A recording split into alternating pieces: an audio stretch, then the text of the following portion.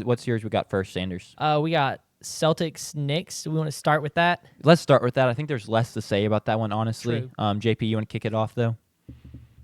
Yeah, absolutely. Knicks got it done in Game 6 in New York. They'll play conference finals basketball for the first time since the year of 1999. So a big moment for the city of New York, and it clearly showed this weekend with the amount of celebrities that have been there pretty much at every single Knicks game, and then just the celebration in the streets.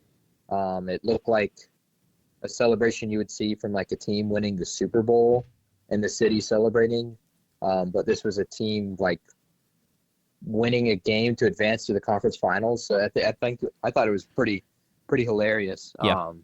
Just the comparison between the two, because I mean New York was being overtaken, and you had people climbing the light poles. There was one dude who now has like 12 million views on a video where he was on top of like the scoreboard screen that like the people outside were watching the That's game baller. on. I don't know how he got up there, but I saw that TikTok earlier today. Yeah, Knicks.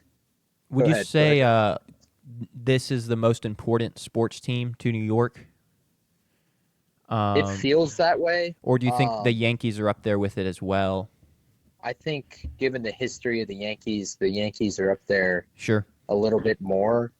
But I do think out of the environments there are, obviously the Meadowlands is nothing in comparison to Yankee Stadium or the Garden. But I think the Garden is a little more illustrious than Yankee Stadium, and there's a little bias there being a basketball guy. Yankee Stadium's also a little newer, so it doesn't have some of the history.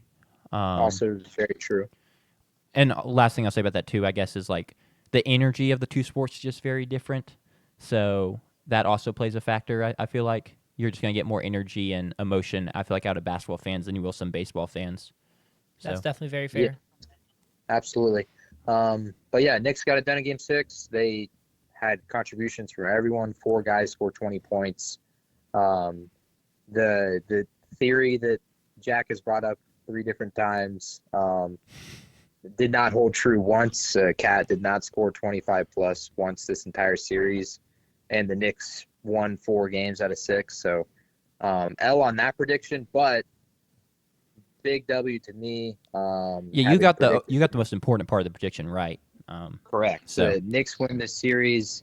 It felt like you also are the only one on the show to have your playoff winner, right? Your conference, or not your conference, but your finals winner still alive. Yeah. Me and Sanders Correct. lost ours with this. I think we should be allowed to repick.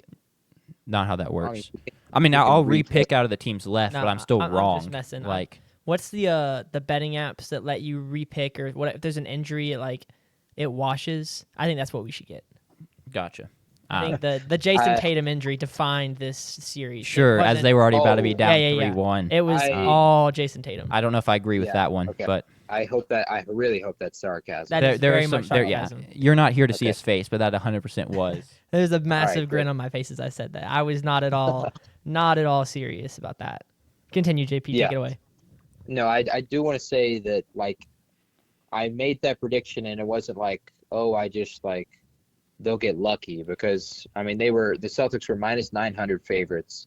So in a sense, I guess they got lucky, but in reality, I felt like they, it was clear, and we've talked about this, and the media has talked about this all season long, and even in the off season, that the Knicks had built this team to beat the Boston Celtics, and they had brought in guys like Mikal Bridges and Karl-Anthony Towns to stretch the floor, and last year bringing in OG Anunoby.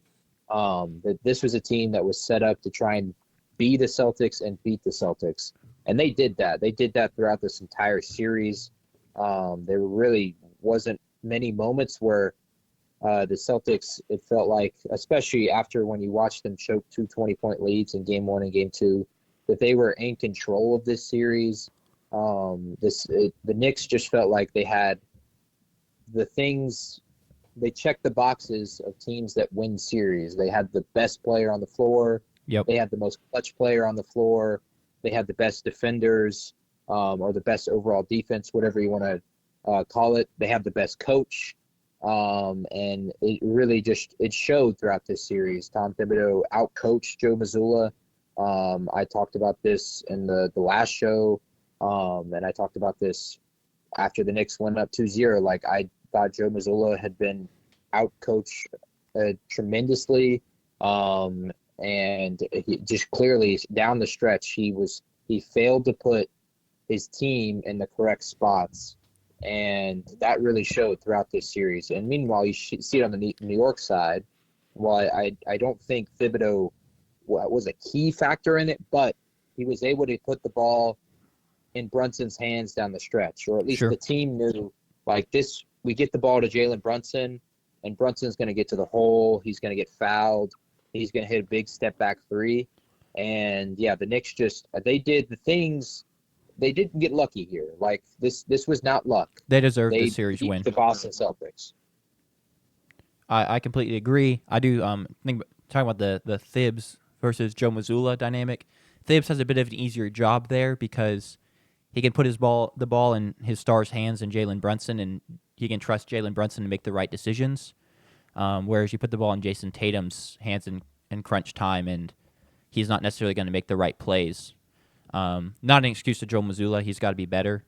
But yeah, and I mean, looking at this game, we technically didn't talk about Game 5, where the Celtics won to extend the series, which that one didn't actually surprise me too much. But we got a great Jaylen Brown performance in Game 5, and we didn't at all get that in Game 6. And that was kind of the Celtics had to have that to have a chance. Yeah, he fouls out with 6 minutes left in the third quarter. Yeah, just wasn't great. Which, I mean, they were already at that point. It was kind of felt like the game was over anyway. But yeah, and it comes out apparently he had a meniscus tear. Whatever. I mean, I don't know exactly how I feel about that being true, but I guess I'll believe it.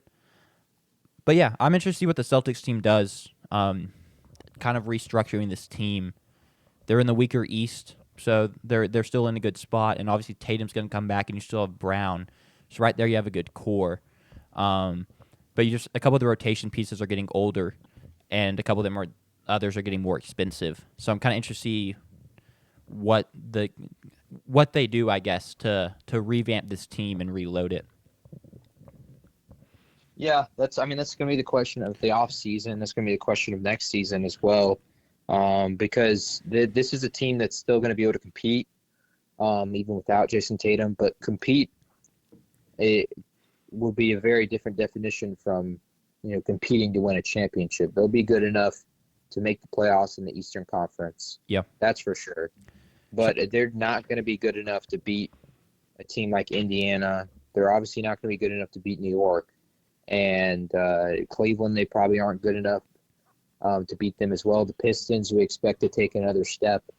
Who knows if Milwaukee keeps Giannis? They're probably better than this version of Boston. Sure. But yeah, there's going to be some serious questions there. And they don't have a lot of flexibility because they have signed these guys to these long contracts, and they were above the second apron this year. They'll be above the second apron next year with Tatum not playing a single game.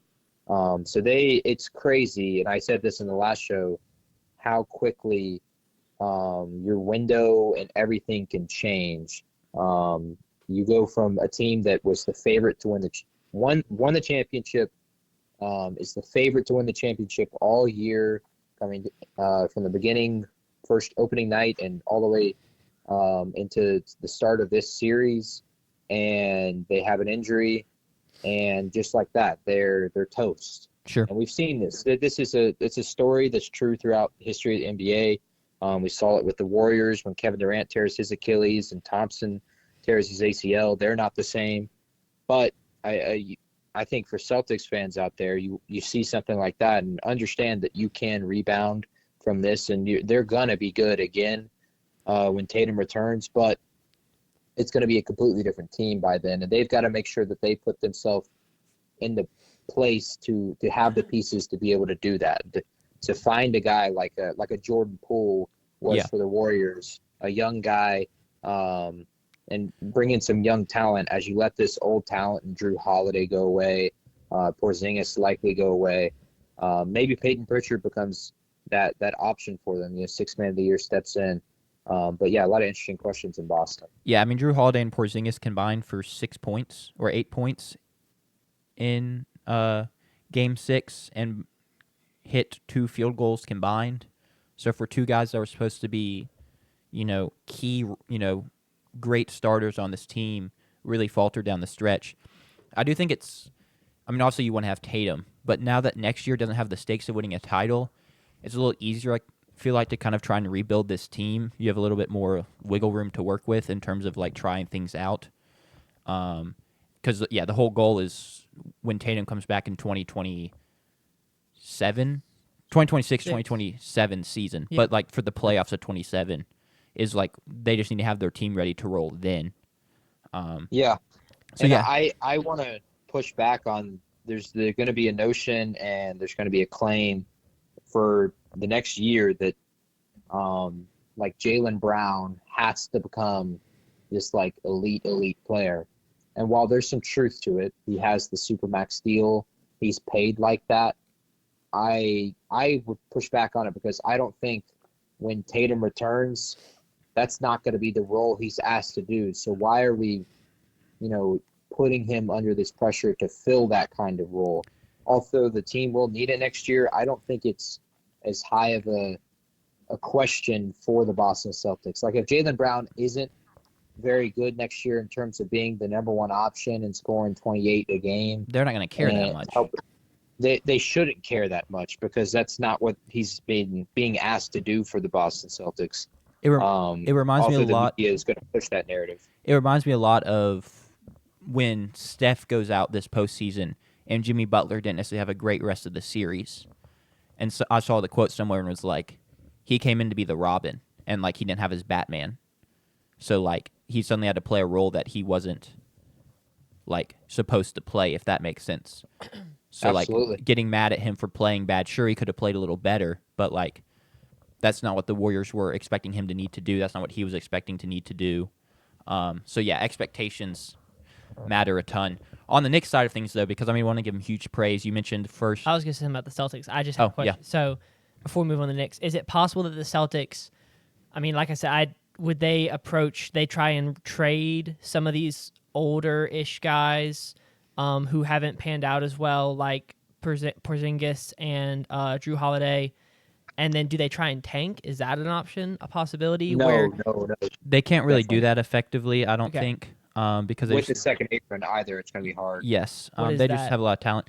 Second apron basically is they're so much over, like the amount they've paid. They just have a lot of taxes and restrictions on their their team. And I don't know exactly what they are, but especially in trading is the big thing, that's my not a pushback on like tanking to get a good draft pick, but it's going to be hard to trade away these pieces because you need the salaries to match player for player.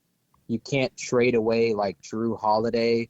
Well, let's say I forgot what the number is. It might be like $35 million.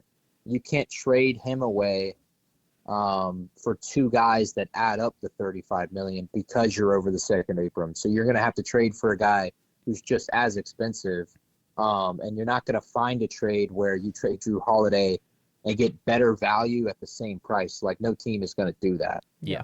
So that's why they're going to be restricted in a trade sense. I think they run it back with this core.